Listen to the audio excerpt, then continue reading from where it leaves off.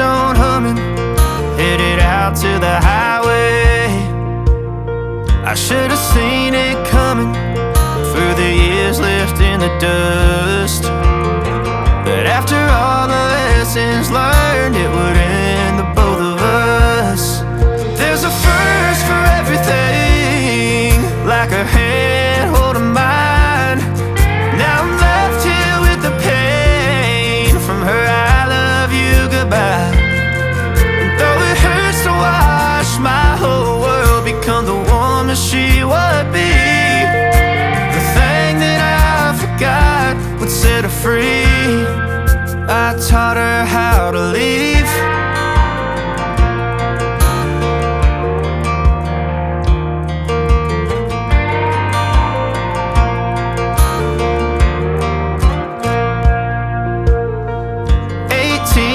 Summer, man, it feels like yesterday, when she was looking out that window on the bus to second grade. The first step she'd ever take, the first cut from a heartbreak. Been through it all, but now it's time to go our separate ways. But there's a first for everything, like a hand holding mine. From her I love you goodbye, and though it hurts to watch my whole world. Hi guys, welcome back to my channel. तर हा आहे नवीन blog, आणि जसं की मी तुम्हाला last ब्लॉगमध्ये म्हटलेलं की लवकरच मी एका ट्रिपसाठी जाते. तर नुकतेच मी गोवाच्या ट्रिपला गेलेली, आणि I want to tell you about day 1 how I spend in Goa. तर डे 1 असं होतं की मी 4 जूनच्या रात्रीला बसमधून इथून गोवासाठी निघाले आणि सकाळी मडगाव स्टेशनला पोहोचले. तिथं पोहोचल्यानंतर सकाळची वेळ होती, अराउंड 8 or 9 मी तिथं पोहोचले असेल, आणि माझं एअरबीएनबीचं चेक इन होतं ॲट 2 PM.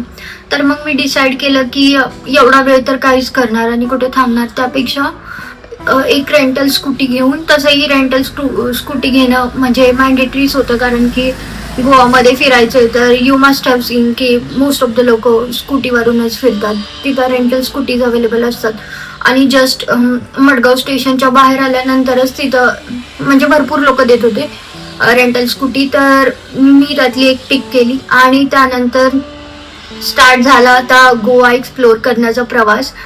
तर आता मान्सून जवळ आलेला आहे, आणि तर मग थोडं थोडं ड्रिझल व्हायला स्टार्ट झालेलं गोवामध्ये.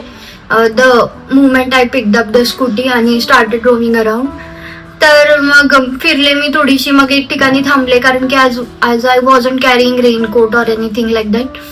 तर मी विचार केला की एक खरेदी करेन, पण माहीत नाही, चांगलं भेटत नव्हतं. तर मग तिथून थोडा वेळ थांबले मी, आणि मग थोडा पाऊस थांबल्यानंतर नाश्ता करायचं ठरवलं. मग एक ठिकाणी नाश्ता करायला थांबले, आणि त्यानंतर गेले अंजुना बीचला. It was very nice.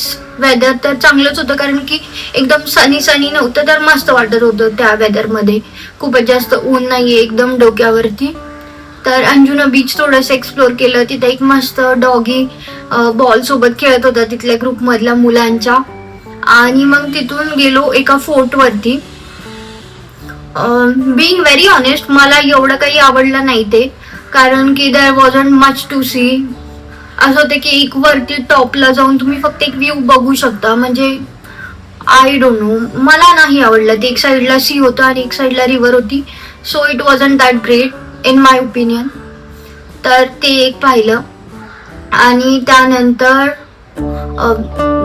मग लंचसाठी गेलो. लंच पण ओके होता. गर्दी बघून आम्ही तिथं थांबण्याचा डिसिजन घेतला, पण एवढं काही खास नाही वाटलं. मग त्यानंतर झाले 2 वाजायला आलेले, तर चेक इन केलं, आराम केला थोडा वेळ, मस्त एक नॅप घेतली. छान होतं. एअरबीएनबी एकदम मस्त होतं, कम्फर्टेबल, कोझी, एकदम असं व्यवस्थित स्पेस आणि क्लीनलीनेस सगळं व्यवस्थित होतं. सो तिथं नॅप घेतला, आणि संध्याकाळी ठरवलं की अश्वेम बीचला जायचं. पण अगेन थोडंसं असं पाऊस पडायला स्टार्ट झाला, आणि अंधार पण पडायला लागलेला. तर मग विचार केला की रादर दॅन जास्त पण काही माहीत नसेल तर इकडं तिकडं अडकण्यापेक्षा ठीक आहे आजूबाजूलाच एक्सप्लोर करूयात. मग एक ठिकाणी परत ते पॉन्चो म्हणजे तेच रेनकोट तिकडे जे लोक घालतात ते वाला खरेदी केलं. आणि त्यानंतर एक ठिकाणी शॉर्मा खायला थांबलेलो. शॉर्मा खूपच जास्त मस्त होता एकदम, म्हणजे ते कोलवरचा शॉर्मा तो काहीतरी म्हटला आहे. So that was very great. आणि I think it was a very local place, कारण की फक्त लोकलचेच लोक तिथे थांबत होते. देर वॉजंट एनी टुरिस्ट, म्हणजे कोणच नव्हतं. So it was nice. आणि त्यानंतर एक ठिकाणी चहा पिला. 50 रुपयाला चहा होता तो, पण खरंच मस्त होता. म्हणजे असं एखादी असतं ना की एखादी गोष्ट चांगली असेल तर पे करायला काही फरक नाही पडत, म्हणजे एवढं प्रॉब्लेम नाहीये. So it was good. त्यानंतर एक म्हणजे जी लोकल तिथली डिश आहे स्नॅक काइंड ऑफ स्नॅक, म्हणजे त्याचं नाव होतं काफ्रियल. आणि काफ्रियल म्हणजे हे असतं की पाव असतो तो तिथला लोकलचा, ज्याला पोई असं म्हणतात ते.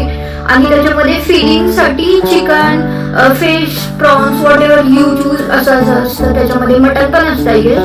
So I had chicken cafreal आणि पनीर पण असतं आय गेस व्हेजिटेरियन लोकांसाठी.